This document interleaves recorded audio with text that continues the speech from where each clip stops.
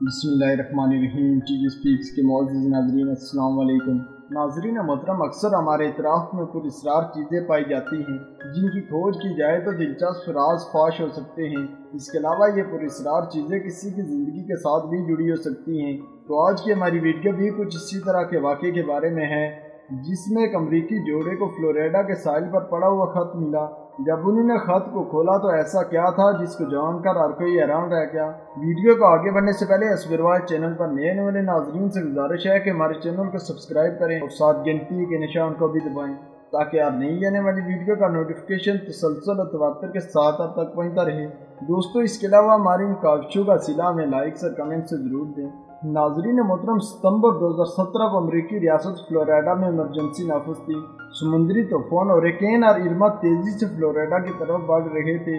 जब ये तूफान अटलांटा में बना तो तारीख का बदतरीन तूफान करार दिया गया, मगर जो ही कैरिबियन साहिल से टकराया तो तबाहकुन नुकसानात के नकूश छोड़ गया। अब ये फ्लोरिडा की तरफ बढ़ रहा था।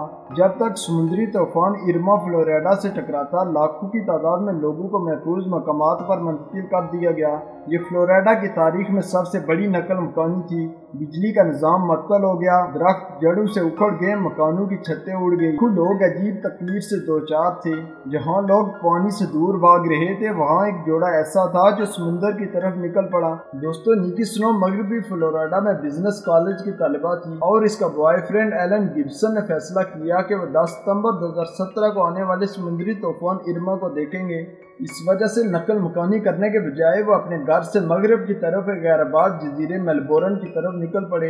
ये तकरीबन 3 बजे का वक्त था कि ये नौजवान जोड़ा खाली साहिल पर घूम रहा था। इससे पहले तूफान फ्लोरिडा से टकराए, उन्होंने साहिल पर एक छोटा सा झोंपड़ा बना लिया ताकि हरिकेन को आता देख सकें। निकी और एलन साहिल पर तस्वीरें और वीडियोस बना रहे थे और मजे भी कर रहे थे। दूसरी तरफ खतरनाक समुद्री तूफान को देखने के लिए पुरअसरार तरीके से पुरजोश भी थे। जो ही समुद्री हवाओं ने आंधियों की शक्ल अख्तियार करना शुरू की और बारिशें तेज हुई तो इस जोड़े ने सोचा कि पानी के करीब रहना खतरे से कम नहीं, लिहाजा उन्होंने जजीरे की ऊंची चोटी की तरफ भागना शुरू किया। वो हाथों में हाथ पकड़कर दौड़ रहे थे कि अचानक निकी और एलन को सब्ज रंग की चमकती हुई शराब की बोतल पर नजर पड़ी जो कि आधी रेत में डूबी हुई थी। एक गंदगी समझकर उन्होंने सोचा कि इसको साहिल से दूर फेंकते हैं, मगर जब ये दोनों करीब गए तो देखा कि बोतल के अंदर कोई चीज मौजूद है। बोतल को उठाया तो पता चला कि ये खाली नहीं बल्कि इसमें कागज का टुकड़ा पड़ा हुआ है।